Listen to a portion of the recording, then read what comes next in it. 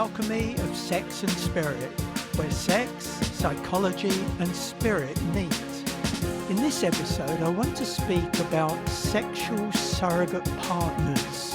And stay until the end for this episode's magical practice. It might just change everything. Let me tell you about a man I once met called Harry. He was 48 years old and had never made love. He believed women were the enemy, not because he hated them, but because he feared them. He avoided mirrors. If he ever caught sight of himself naked, he'd stand at the very edge of the reflection, peeking in, then stepping out again, as if his own body was something dangerous. He flinched when touched. He laughed nervously. He had a habit of scrunching his face as if to try to make himself disappear. He spent many years in therapy. One day, he stood beside a woman who had already chosen not to reject him. She'd asked him to stand in front of a mirror with her. She stood beside him, and she asked, "What do you see?" He looked at her reflection and said, "A beautiful woman." Then she said quietly, "Ask me what I see when I look at you." He hesitated. Then he asked, and she said, "I see a beautiful man." There was a pause.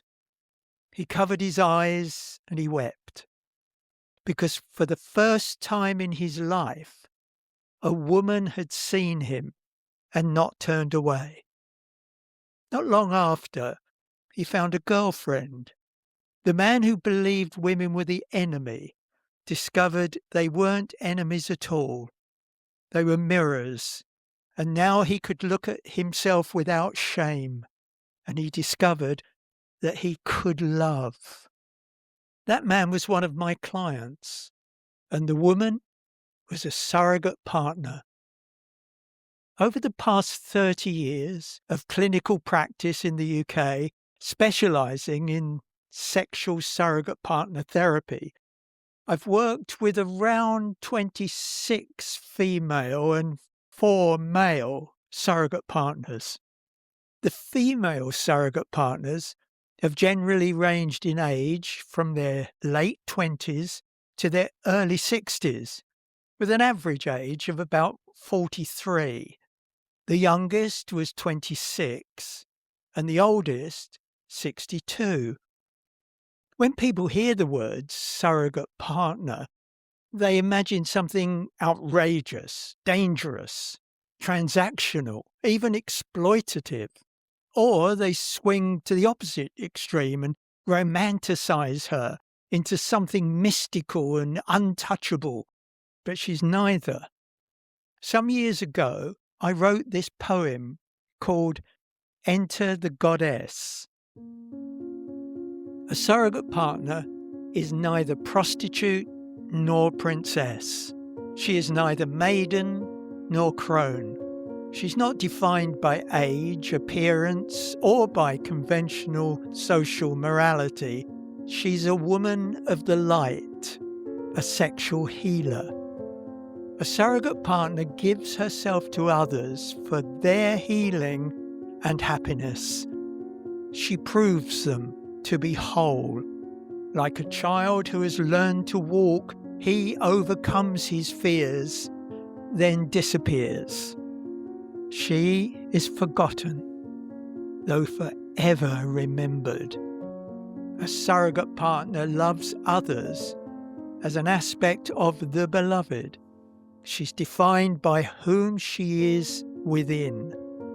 She cries, laughs, loves and makes love like millions before and to follow. Yet she is the only one, special and unique.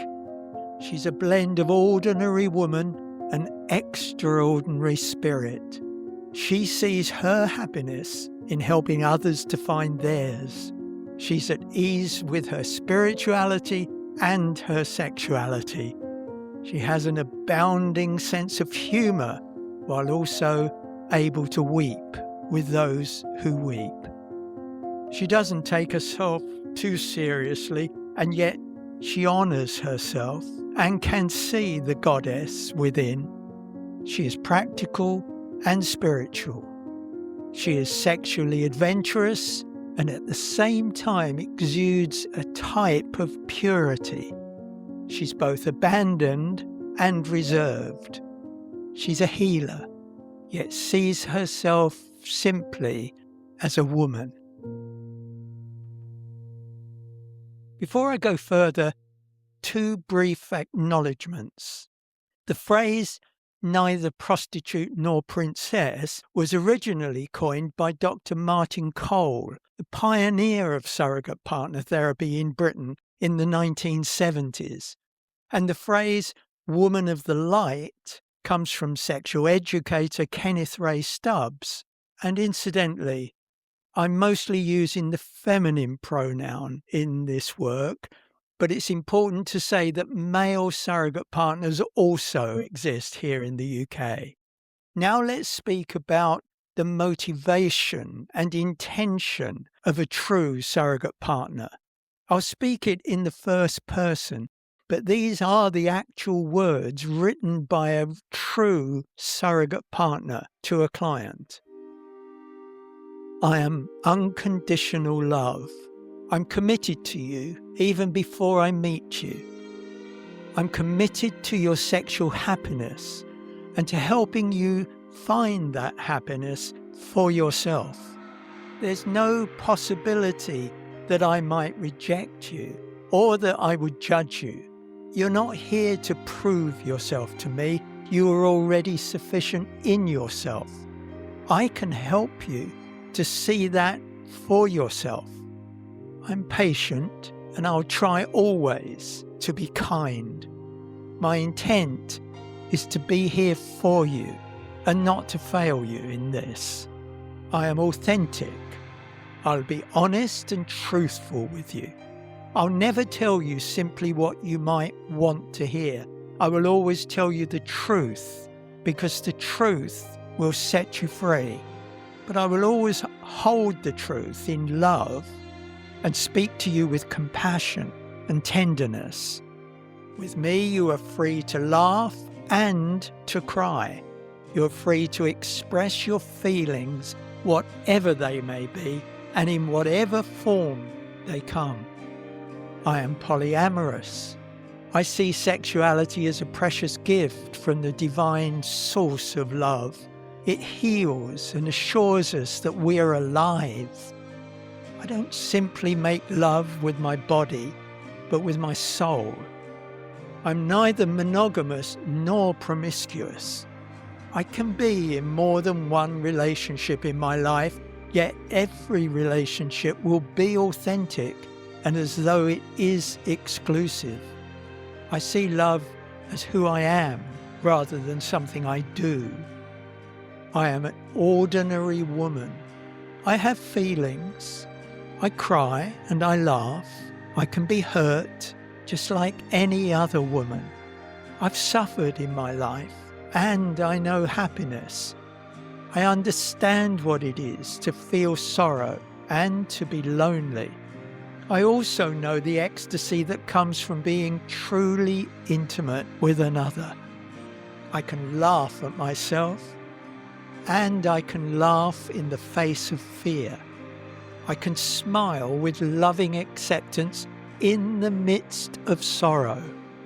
I have a relationship of acceptance with my body, and I honor it as the body that I have been given to live this life within. Sometimes I feel insecure about my body and would like to have another, just like any woman. I am a goddess within. I don't feel like a goddess, nor do I always look like a goddess when I look at myself in the mirror. But when I look with eyes that go beyond judgment, I see the God in you. So when I look beyond my own weakness and failure, I'm able to see the goddess within me. I'm feminine.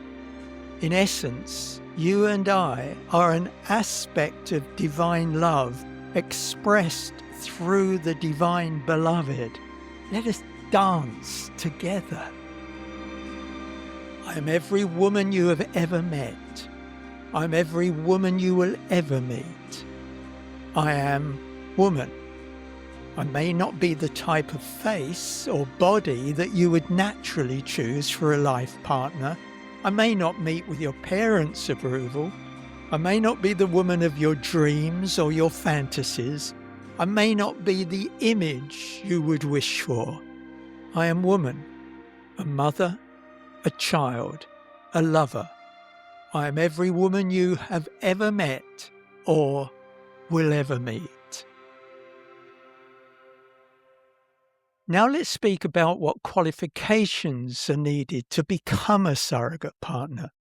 The truth is there are no formal qualifications that could determine the suitability of a man or a woman to be a surrogate partner. Character, personality, spirituality, and life experience are not easily quantified by examination papers. I quote Cheryl Alkin, a highly successful and experienced surrogate partner in the United States. She said, although there are no specific academic degrees required of a surrogate partner, there are certain qualities and life experiences which seem to provide valuable background to surrogate work.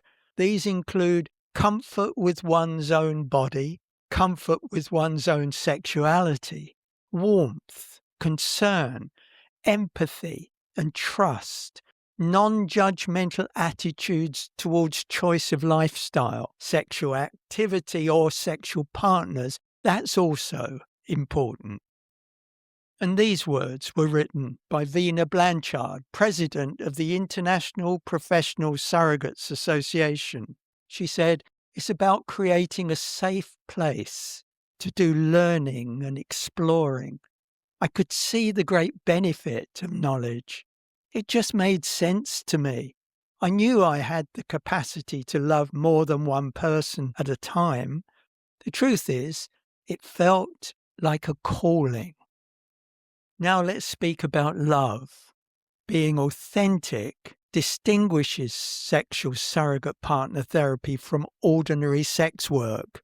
This means that they're even liable to experience the feelings involved when connecting to the energy we call love. At this point, many therapists become twitchy and say, if love is experienced, isn't somebody going to get hurt?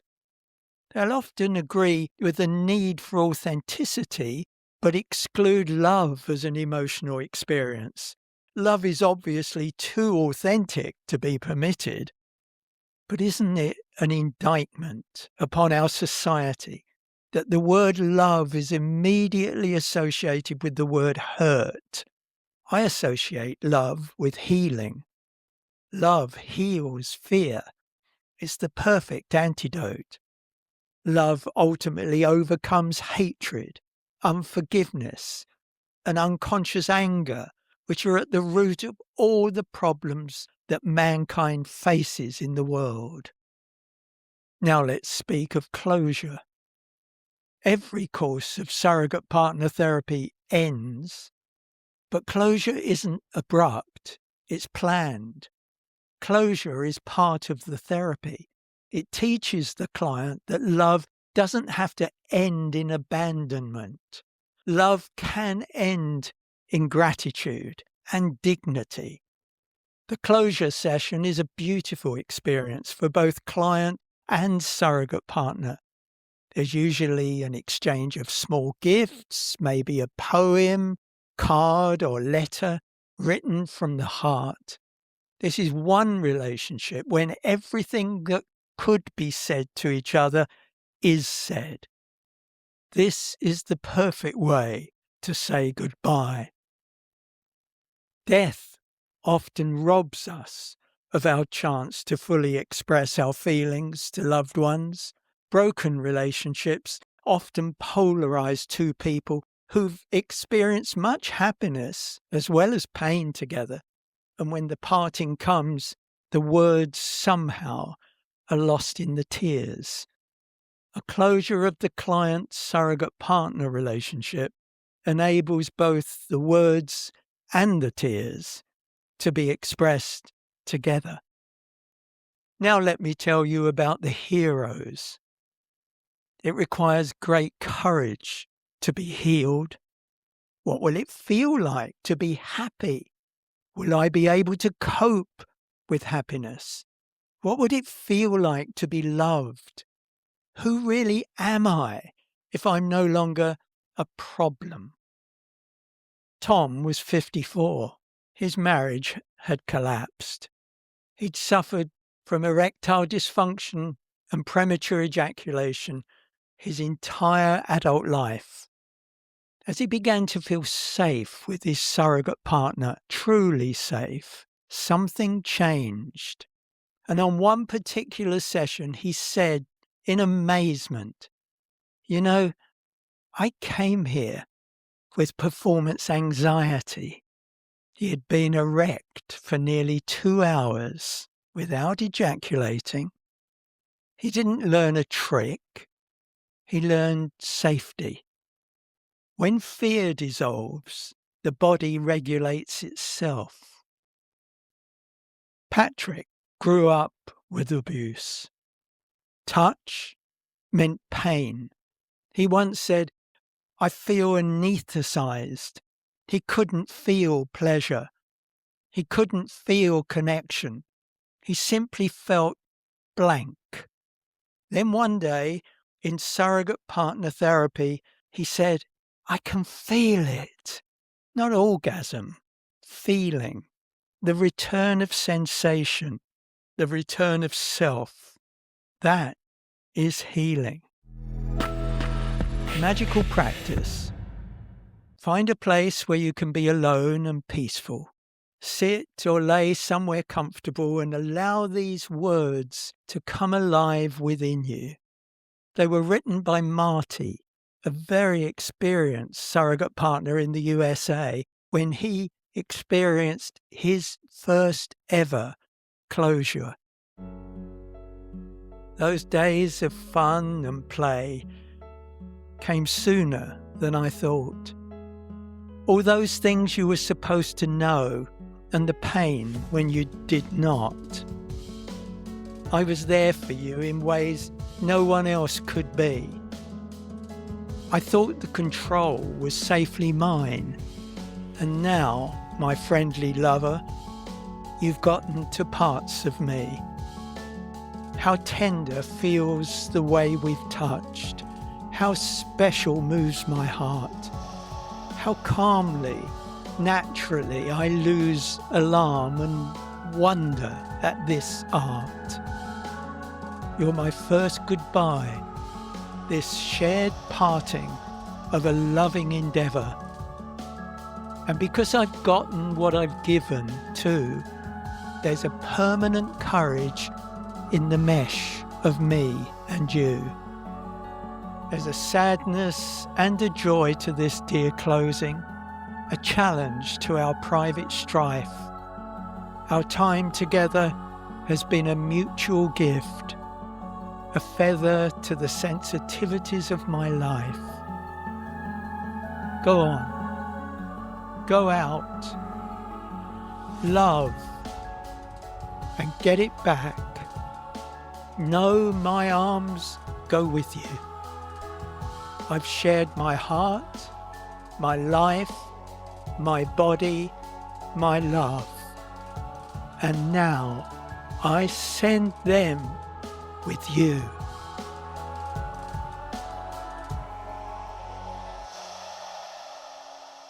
I hope you've enjoyed this episode. You can download my ebook, Sexual Surrogate Partner Therapy, by following the link in the description below. Thank you for listening, and until next time, I'm David Brown, and this is The Alchemy of Sex and Spirit.